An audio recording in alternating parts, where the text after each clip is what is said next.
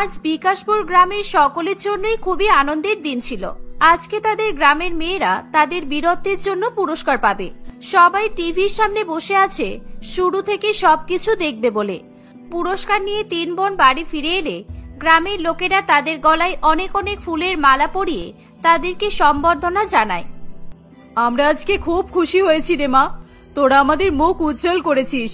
কেউ কোনোদিনও ভেবেছিল এরকম ছোট একটা গ্রামে থাকা 3 বোন এভাবে এত লোকের প্রাণ বাঁচাবে? আমি তোদের অনেক অনেক আশীর্বাদ করি। সত্যিই তাই, আমি যখন সুপ্রিয়ার সাথে একসাথে খেলতে যেতাম তখন একটু লাগলেই ও এত কাঁদতো যে আমি ভয় পেয়ে যেতাম। আর সেই সুপ্রিয়া যতজন শত্রুকে একা হাতে মেরেছে, আমার তো ভেবেই গায়ে কাটা দিচ্ছে। তোমাদের সংবর্ধনা দেওয়ার জন্য বিকেলে একটা অনুষ্ঠানের আয়োজন করা হয়েছে। তোমরা দয়া করে সময় মতো সবাই চলে এসো। সবাই অধীর আগ্রহে তোমাদের দেখার জন্য অপেক্ষা করছে এখন থেকেই। এভাবেই সবাই একে একে তাদেরকে ধন্যবাদ জানিয়ে চলে গেলে সুদেষ্ণা বলে, আজকে সবাই এত বাহবা দিচ্ছে, সবাই ভালোবাসা দিচ্ছে, আদর করছে, কিন্তু যখন আমাদের সত্যি এসবের দরকার ছিল তখন সবাই আমাদেরকে দূর দূর করে তাড়িয়ে দিয়েছিল। এখন আমরা আর্মিতে আছি বলে আমাদের এত কদর, আর যখন না খেতে পেয়ে দিন কাটাতাম তখন কেউ আসেনি একটুও খবর নিতে। সুমনা, সুদেষ্ণা এবং সুপ্রিয়া 3 বোন ছিল। তারা তাদের বাবা বিক্রম বাবুর সঙ্গে বিকাশপুরে থাকত। তাদের পরিবার বাইরে থেকে স্বাভাবিক বলে মনে হলেও ভেতর থেকে তা একেবারে অন্যরকম ছিল। তাদের ছোট বোন সুপ্রিয়াকে জন্ম দেওয়ার সময় তাদের মা মারা যাওয়ায় বিক্রম বাবু তার কোনো মেয়েকেই একেবারেই দেখতে পারত না। সে সবসময় তার মেয়েদেরকে খারাপ খারাপ কথা বলতো, এমনকি সে তাদের পড়াশোনাও শেখায়নি। তারা 3 বোন শুধু ঘরের কাজ করত। বিক্রম বাবু সবসময় মদ্যপান করত এবং বাড়ি এসে তার মেয়েদেরকে যা তা বলতো, কখনো কখনো গায়ে হাতও তুলত। তাদের বাড়িতে প্রতিদিনের এই ঝামেলা চলতেই থাকতো। এমনই একদিন, এই সুমনা, সুদেষ্ণা, কোথায় তোরা? বেরিয়ে আয়, এক্ষুনি আয়, বেরিয়ে আয় বলছি। সারাদিন আরাম করেও মহারানীদের মন ভরে না। সন্ধে হতে না হতেই ঘুমিয়ে পড়েছে। সারাদিন অন্ন ধ্বংস করবে আর রাতের পর রাত ঘুমাবে। কি হয়েছে বাবা, তুমি এত চিৎকার করছো কেন? বড় দিদি রান্না করছে আর মেজো দিদি বাজারে গেছে রাতের খাবারের জন্য বাজার করতে। আমরা কেউ ঘুমাইনি। আমি একটু দিদির পুরানো বইগুলো পড়ছিলাম। তুই আসলি কেন? তোকে কি আমি ডেকেছি? তোকে বলছি না আমার চোখের সামনে আসবি না, তাও তুই এসেছিস? তোর এত বড় সাহস! নিজে পৃথিবীর আলো দেখার আগেই তো মাটার চোখ জন্মের মতো বুঝিয়ে দিলি। এখন কি আমাকে উপরে পাঠানোর মতলব করেছিস? হ্যাঁ। সুপ্রিয়া খুবই কাঁদতে থাকে। সেই সময় সুমনা সেখানে চলে আসে। সে বয়সে খুব বড় না হলেও 2 ছোট বোনকে মায়ের মতো মানুষ করেছে। সে সেখানে এসে তার বোনকে কাঁদতে দেখে রেগে গিয়ে তার বাবাকে বলে, তুমি এত তাড়াতাড়ি ওপরে যেতে পারবে না বাবা। ওটা ভালো লোকেরা তাড়াতাড়ি চলে যায়, যেমন মা চলে গেল। আর তুমি আজকে আবার মদ খেয়েছো? এত পয়সা কোথায় পাও তুমি? এদিকে ঘরের চাল বাড়ন্ত, আবার বাড়িতে এসে বাচ্চা মেয়েটাকে ধমকাচ্ছ। মুখে তো খুবই ফটফট দেখছি। আরামে খাচ্ছ, আরামে পড়ছো, আবার আমাকেই কথা শোনাচ্ছ। আর শোন, তোদের মা নিজে থেকে চলে যায়নি, এই অপয়া মেয়েটা ওকে পাঠিয়েছে। এখন আমাকে ওপরে পাঠাতে চাইছে। ছাড়, এসব বাদ দে, আমাকে টাকা দে, আমি বেরোবো। কোথা থেকে এনে দেবো টাকা? আমি রোজগার করি না তুমি করো? এরোর কাজ করে দিয়ে যেটুকু পাই সেটুকু দিয়ে সংসার চলে যায়। তোমাকে কোথা থেকে টাকা দেব? আমার কাছে টাকা নেই। সুমনাকে মুখে মুখে উত্তর দিতে দেখে বিক্রম বাবু অত্যন্ত রেগে যায়। রাগের মাথায় সুমনাকে সে একটা চড় মারে। এরই মধ্যে চিৎকার শুনে কয়েকজন প্রতিবেশী সেখানে এসে বিক্রম বাবুকে থামায়। এটাই ছিল তাদের বাড়ির প্রত্যেক দিনের ঘটনা। এদিকে সুমনা আর তার 2 বোন আজকাল কিছু টাকা রোজগারের জন্য অন্য লোকের চাষের জমিতে কাজ করা শুরু করেছিল। এইভাবেই কোনো রকমে তাদের দিন কাটছিল। কিন্তু তবুও বিক্রম বাবু তার মেয়েদের প্রতি এতটাই অসন্তুষ্ট ছিল যে সে কয়েকটা টাকার বিনিময়ে তার বড় মেয়ে সুমনার বিয়ে গ্রামের এক অত্যন্ত বয়স্ক ব্যক্তি রামলালের সঙ্গে ঠিক করে দেয়। একদিন সুমনা, সুদেষ্ণা এবং সুপ্রিয়া 3 বোন যখন বাজার করে বাড়ি ফিরছিল, সেই সময় রামলাল বাবু এবং তার লোকেরা মিলে 3 বোনকে রাস্তায় আটকে দেয়। কি গো সুমনা সুন্দরী, বাজারে গেছিলে বুঝি? আজ কি রান্না হবে? হ্যাঁ, আমি আসবো নাকি? তোমাদের হাতে রান্না খাওয়ার খুব শখ আমার। তোমার লজ্জা করে না এরকম একটা মেয়ের বয়সী মেয়েকে এভাবে বিরক্ত করতে? আর আমাদের বাড়িতে যাই রান্না হোক না কেন আমরা তোমাকে খাওয়াতে যাব কেন?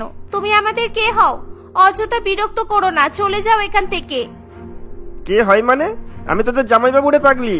তোদের বাবা সুমনার সাথে আমার বিয়ে ঠিক করে দিয়েছে। এই মাসের মধ্যেই ভালো দিন থেকে বিয়ের তারিখটা ঠিক করে ফেলবো, বুঝলি?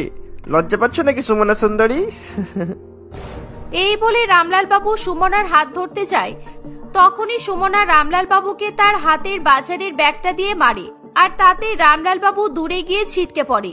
এরকম অবস্থা দেখে রামলাল বাবুর লোকেরা সুমনাকে ধরতে আসে, কিন্তু তিন বোন মিলে তাদের এমন মারধর করে যে তারা উঠে দাঁড়াতে পারে না। গ্রামের সমস্ত লোকজন ভিড় করে এই দৃশ্য দেখতে থাকে, কিন্তু তাদেরকে কেউ সাহায্য করতেও আসে না। রামলাল বাবু এবং তার লোকেদের মারধর করে তারা তিন বোন যখন বাড়ি ফিরে যাচ্ছিল, এই দিদি দেখলি চাষের খেতে কাজ করে করে আমাদের শক্তি কেমন বেড়ে গেছে। আমাদের হাতে মার খেয়ে ওরকম শক্ত সমর্থ লোকগুলো কেমন উল্টে পড়ে গেল। আমার তো ভেবেই হাসি পাচ্ছে। আমার তো আরো মারার ইচ্ছা করছিল। ওই বুড়ো লোকটার এত সাহস, বলে নাকি দিদিকে নিয়ে যাবে। আমরা থাকতে দিদিকে নিয়ে যাবে? এতই সোজা? আচ্ছা ধোলাই দিয়েছি। আর তোরা লক্ষ্য করলি যে গ্রামের লোকেরা কেমন মজা দেখলো, কিন্তু একজনও আমাদেরকে সাহায্য করতে এগিয়ে এলো না। সবই দেখলাম রে বোন, ছোটবেলা থেকে এসব দেখেই এসেছি। আমার তো এখন ভয় করছে, বাড়িতে গিয়ে আবার কি নতুন অশান্তি দেখবো। রামলাল গিয়ে বাবাকে বলে দিলে আবার ঝামেলা শুরু হবে। সুমনা চুপচাপ শোনে, কোনো কথা বলে না। কিসের যেন চিন্তা তার মাথায় ঘুরতে থাকে।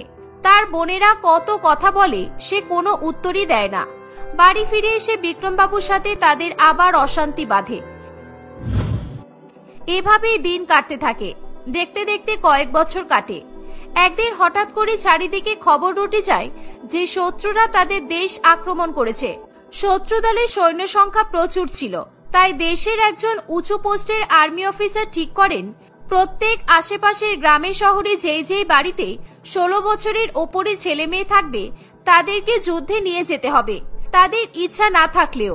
এটা শুনে সুমনা আর দুই বোন খুব ভয় পেয়ে যায়। হঠাৎ একদিন আর্মির লোকেরা তাদের বাড়িতে আসে। আপনাদের কি চাই অফিসার? আমাদের বাড়িতে কেন এসেছেন? আমরা যুদ্ধে যেতে পারবো না, আমার খুব ভয় করছে। আপনারা চলে যান।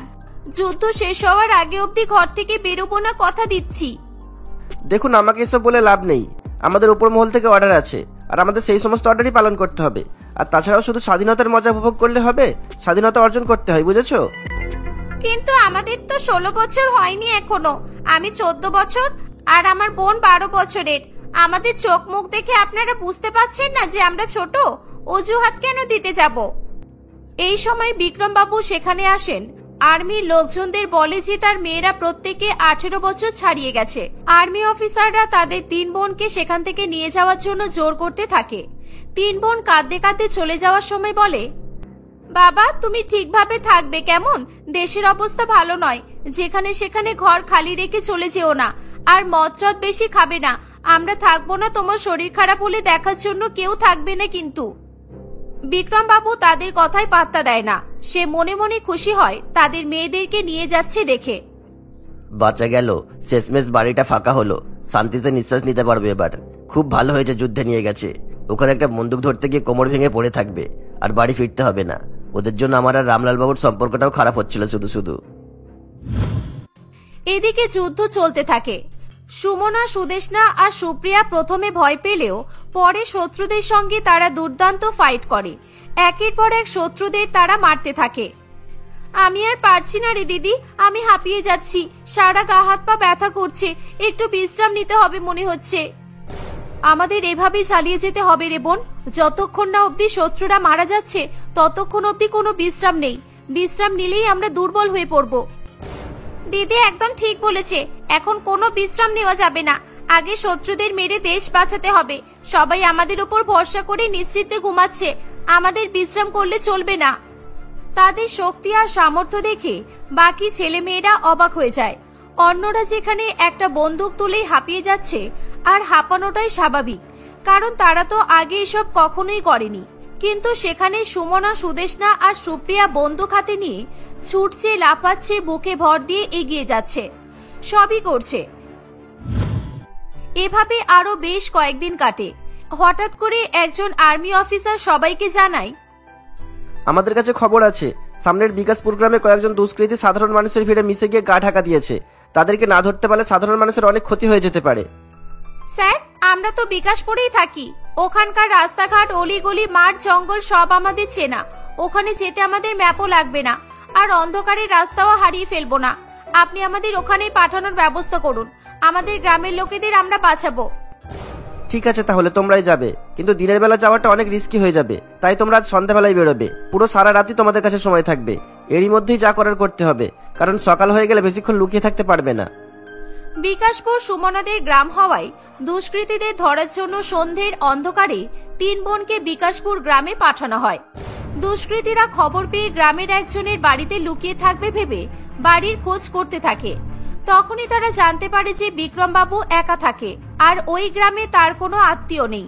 তারা বিক্রমবাবুর বাড়িতেই আশ্রয় নেয়, আর বিক্রমবাবুকে মেরে ফেলার ভয় দেখাতে থাকে। হঠাৎ করে তারা খবর পায় যে 3 আর্মি বোনকে সেখানে পাঠানো হয়েছে তাদেরকে ধরার জন্য। প্রথমে তারা মেয়েদের সঙ্গে লড়তে হবে বলে হেসে উড়িয়ে দিলেও পরে যখন তারা খবর পায় যে এই 3 বোন যুদ্ধক্ষেত্রে প্রায় 100 জনকে মেরেছে, তখন তারা খুব ভয় পেতে শুরু করে। এই মেয়েগুলো তো পেছনেই পড়ে আছে, এতক্ষণ ধরে অপেক্ষা করছি, না নিজেরা আসছে না আমাদের যেতে দিচ্ছে। ঢুকলেই গুলি করে উড়িয়ে দেব। খিদেও পেয়ে গেছে, খাবারও কিছু নেই। এই বুড়োটাকেও বলি কিছু বানিয়ে দিতে, তাও তো দেয় না। বেশিক্ষণ তো না খেয়ে ফাইটও করতে পারবো না। উফ, যা জোরে খিদে পেয়েছে। ওদিকে অন্ধকারের সুযোগ নিয়ে কখন যে 3 বোন তাদের বাড়ির সামনে এসে পৌঁছে যায় দুষ্কৃতীরা খেয়ালও করে না। তারা একইভাবে জানালা দরজার দিকে চোখ রেখেছিল 3 বোনকে ধরার জন্য। সুমনা, সুদেশনা আর সুপ্রিয়া সামনে দরজা দিয়ে না এসে ছাদের দিক থেকে নিচে নেমে আসে। দুষ্কৃতীরা তাদেরকে দেখে অবাক হয়ে যায়। বেশ কিছুক্ষণের গোলাগুলির পর সমস্ত শত্রু মারা যায়। 3 বোন মিলে গ্রামের সকলকে শত্রুদের হাত থেকে এভাবেই রক্ষা করে। বিক্রমবাবু তার মেয়েদের কেরামতি দেখে একেবারে অবাক হয়ে যায়। সে 2 হাত জোর করে তার মেয়েদের কাছে ক্ষমা ভিক্ষা করে। আমাকে ক্ষমা করে দে রে মা, আমি তোদের অনেক কষ্ট দিয়েছি, এত জ্বালিয়েছি, তাও তোরা নিজেদের জীবনের ঝুঁকি নিয়ে আমাকে বাঁচাতে এলি। আমি অনেক ভুল করেছি, আজ নিজে এরকম অবস্থায় পড়ে নিজের সব ভুল বুঝতে পেরেছি। আমাকে তোরা ক্ষমা করে দে মা। সুমনা, সুদেশনা আর সুপ্রিয়া তাদের বাবাকে ক্ষমা করে দেয়। যুদ্ধ শেষ হওয়ার পর তাদের 3 বোনকে পুরস্কৃত করা হয় এবং আর্মিতে ভালো পোস্টে চাকরি দেওয়া হয়। এখন গ্রামের সকলেই তাদের 3 বোনকে দেখলে স্যালুট করে, আর কেউ তাদের দিকে খারাপ নজরে দেখে না। এভাবেই 3 আর্মি বোন গর্বের সঙ্গে এবং হাসি খুশি দিন কাটাতে থাকে।